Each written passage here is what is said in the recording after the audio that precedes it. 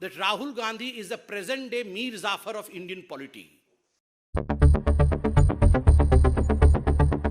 आज जो विषय को लेकर हमने आपके सामने ये प्रेस कॉन्फ्रेंस रखा है, स्वाभाविक रूप से आपको लगेगा मानो भारतीय जनता पार्टी हर दिन राहुल गांधी को माफी मांगने क्यों बोल रही है। विषय गंभीर है।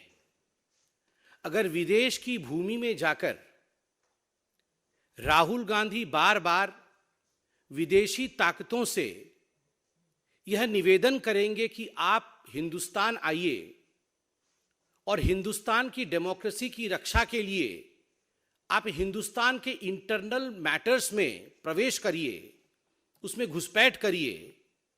अगर यूके से और यूएस से राहुल गांधी लंदन में बैठकर इस प्रकार का डिमांड करेंगे तो स्वाभाविक रूप से देश इसे एक बहुत ही सहज भाव से ग्रहण नहीं करेगा। और एक पॉलिटिकल पार्टी होने के नाते, विश्व की सबसे बड़ी पॉलिटिकल पार्टी जो लोकतांत्रिक तरीके से जनता के आशीर्वाद के माध्यम से चुनी गई हो, यह भारतीय जनता पार्टी का कर्तव्य है कि सड़क में भी और सदन में भी इस विषय को उठाए।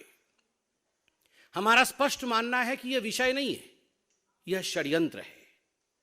This is just not a random issue, this is a conspiracy, a consistent conspiracy by the Congress party and the Gandhi family. क्योंकि ये पहली बार इस प्रकार से जाके लंदन में कह रहे हो हिंदुस्तान की डेमोक्रेसी के खिलाफ, ऐसा नहीं है। और ऐसा भी नहीं है कि राहुल गांधी बिना माफी मांगे निकल जाएंगे। माफी तो उन्हें मांगना ही पड़ेगा, हम मंगवा के ही रहेंगे।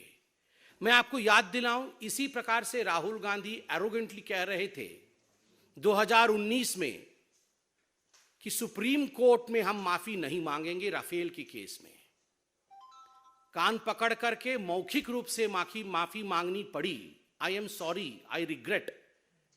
ये राहुल गांधी जी को हिंदुस्तान के सर्वोच्च न्यायालय सुप्रीम कोर्ट में कहना पड़ा और सुप्रीम कोर्ट के तत्कालीन सीजेआई उससे सेटिस्फाई नहीं हुए और उन्होंने कहा नहीं, केवल मौखिक रूप से कहने से कि आई रिग्रेट यह उचित नहीं होगा, आपको एक एफिडेविट सबमिट करके क्षमा याचना करनी होगी। और देश की राजनीति में राहुल गांधी वो नेता बने जिन्होंने लिखित रूप से एफिडेविट सबमिट करके सुप्रीम कोर्ट में कान पकड़ते हुए माफी मांगा कि मैंने झूठ बोला था, मैंने जनता के बीच में फरेब फैलाने की कोशिश की थी। जो राहुल गांधी जी ने लंदन में किया है, बिल्कुल वही किया है। 2019 में सुप्रीम कोर्ट में माफी मांगना पड़ा था और आज पार्लियामेंट में, सदन के पटल पे, संसद में माफी मांगना पड़ेगा। आप सोच सकते हैं यह विषय कितना गंभीर है। लंदन में जाना और लंदन में कहना, विश्व के एक बहुत बड़े भूखंड में जहां पहले डेमोक्रेसी होती थी, all of a sudden this democracy has ceased to exist. यह डेमोक्रेसी अब एग्जिस्ट नहीं करती है। और इसलिए जो विश्व की शक्तियां हैं, जो डेमोक्रेसी की पहरेदार हैं, तथा कथित डेमोक्रेसी के पहरेदार हैं, the so called protectors of democracy, Europe and United States of America, why are they oblivious? ये शांत क्यों है, ये चुप क्यों है? Why don't they protect the democracy in India? मतलब this is an open invitation, ये एक खुला निमंत्रण है कि आप आइए और भारतवर्ष के आंतरिक लोकतंत्र में आप आके घुसपैठ करिए और आप हमें नेता बनाइए। What is the difference between a Manishankar Iyer and Rahul Gandhi?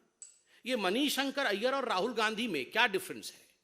Manishankar Iyer Pakistan जाते हैं और पाकिस्तान में आह्वान करते हैं कि हमें मोदी को हटाना होगा, हमें इस सरकार को गिराना होगा, आइए पाकिस्तान और हम कांग्रेस पार्टी मिलकर काम करेंगे। सलमान खुर्शीद बतौर विदेश मंत्री चाइना में जाके, चाइना में जिस प्रकार से प्रस्तुतिकरण करते हैं, चाइना की वंदना करते हैं और भारत को कम आंक के आते हैं, वो अभी हमने देखा है। और आज राहुल गांधी लंदन में जाकर न्योता देकर आते हैं विदेशी ताकतों को कि आप आकर हमें बचाइए और राहुल गांधी को आगे बढ़ाइए। This is nothing short of what Mir Jafar did. Mir Jafar ने जो किया था नवाब बनने के लिए, आप सबको पता होगा मीर जाफर नवाब बनना चाहता था और नवाब बनने के लिए उसने ईस्ट इंडिया कंपनी की मदद ली थी। ईस्ट इंडिया कंपनी हिंदुस्तान में प्रवेश करके मीर जाफर के साथ खड़ी हुई और उसके बाद जो हुआ वो और आप और हम सब जानते हैं, अंग्रेजों का शासन। It would not be an aberration to say that Rahul Gandhi is the present day Mir Jafar of Indian polity। जो उन्होंने लंदन में किया है वो ठीक वही किया है। शहजादा नवाब बनना चाहता है और शहजादे ने ईस्ट इंडिया कंपनी की मदद मांगी है नवाब बनने के लिए कि तुम मुझे नवाब बनाओ, मैं तुम्हें 24 परगना भेंट करूंगा, मैं तुम्हें हिंदुस्तान का एक टुकड़ा भेंट करूंगा। मीर जाफर ने बंगाल में 24 परगना उसने भेंट किया था ईस्ट इंडिया कंपनी को, और उसी 24 परगना के माध्यम से ईस्ट इंडिया कंपनी और अंग्रेजी हुकूमत हिंदुस्तान में प्रवेश करती है।